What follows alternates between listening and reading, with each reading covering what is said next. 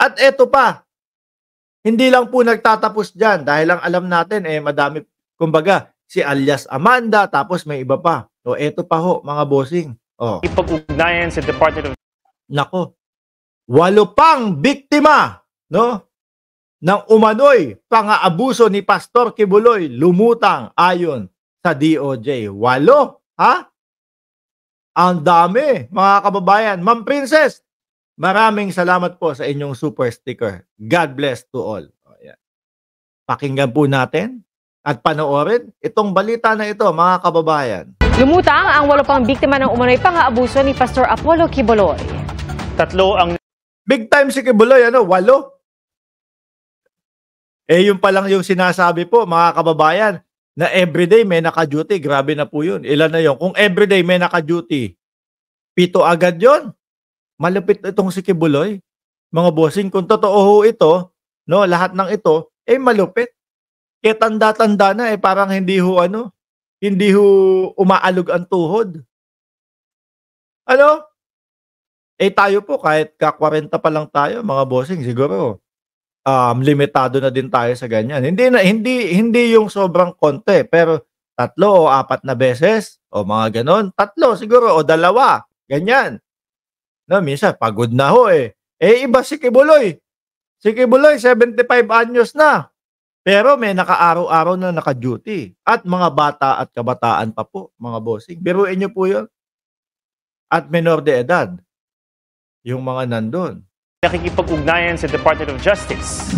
Ay sa DOJ, 5 naman ang hawak na ng Davao City Police.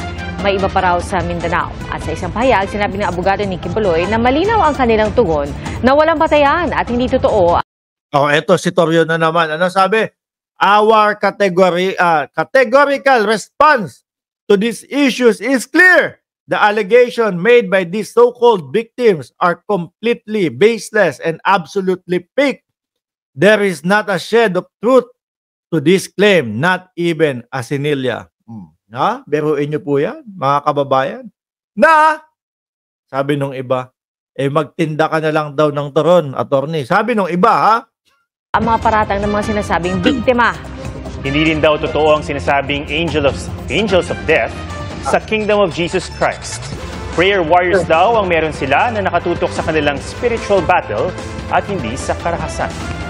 Pero po napabalita, kumbaga yung angels of death daw po, mga bossing, yung kumbaga, yung parang mga reserve military po, nakakatakot talagang kumalaban dito kay Kibuloy. Ano? Mga kababayan, ibang klase ho, mga bossing. O tuloy natin. Mukhang dito sa 8 na to, mukhang lalong malilintikan at lalong mapupuruhan po yung poon po ng mga DDS. O sabi ni Benice Mantaring, hi Sir Mark, good morning, pakibati naman po yung anak ko. Happy 16th birthday po from Mama Leslie. Yan. Happy 16th birthday daw kay Mama Leslie. More birthday to come to you.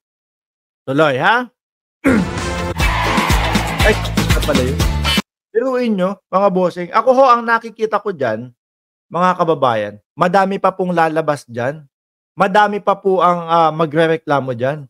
Madami pa po ngayon, lalo ang maglalakas loob na kumbaga, magreklamo po dito kay Kibuloy. Bakit?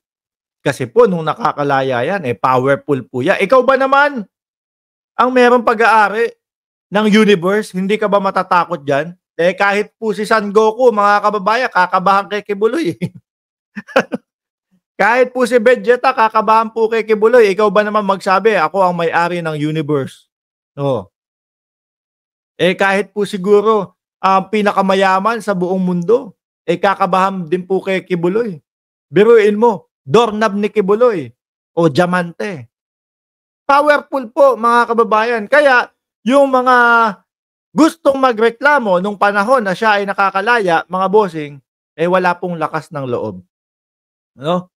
Kaya po ngayon, na dahil alam nila, secured na ako. Tapos nalaman nila na ang ating gobyerno po ngayon, mga bossing, pantay. No? Tumitingin sa karapatang pantao, kaya po nagsisilabasan po yan, mga kababayan. No, dati, naku. Kasuhan ko kaya si Kibuloy. Pag kinasuhan mo, maiisip mo, ay, best friend pala ni Kibuloy yung nakaupong presidente. Magkaibigan pala itong dalawa na ito. Wag na lang. Next time na lang. O di ba? Ngayon ho, natapat mga kababayan sa maayos na presidente. Natapat po sa pantay na pagtingin sa karapatang pantao ang ating gobyerno. Nagsisilakasan na po ang loob. Ako, nandito ang gobyerno para sa akin. Para alalayan ako kasi malakas yung malakas yung kalaban ko. Lalo sigurong malakas si Kibuloy dyan. Sa Oblo, malamang goalie yan. Hindi laging goalie yan. May lalakas dyan kay Kibuloy lalo. Mga kababayan, lalo na kapag naturukan po iyang si Kibuloy dyan. Turukan nung para hindi magkasakit. Kung ano na naman ang iniisip nyo dyan. Tapos ipapasok nyo na naman sa topic natin si Harry Roque kapag turukan ng insulin. Kayo talaga, madudumi utak nyo, Di ba?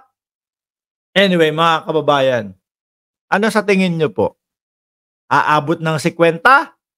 Aabot ng 100? Yung mga magrereklamo dito kay Kibuloy? O aabot, siguro tama na yan, okay na yan. Yung iba, okay na. Di ba? Yung iba, since may mga lumutang na, kapag ka naikulong ng habang buhay si Kibuloy, justice na din para sa akin yun.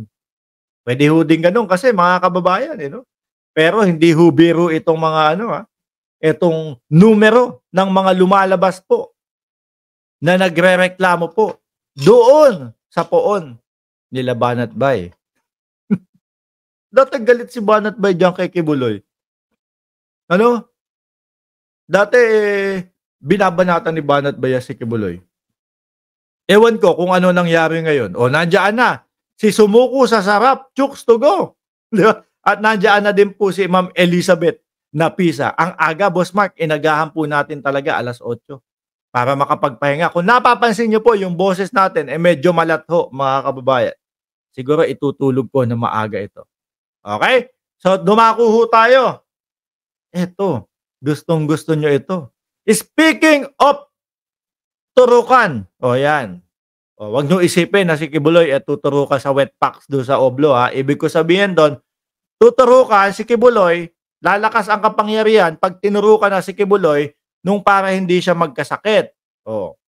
Kay Harry Roque naman, tuturukan naman po mga kababayan ng insulin dahil nga po may diabetes. Speaking of Harry Roque,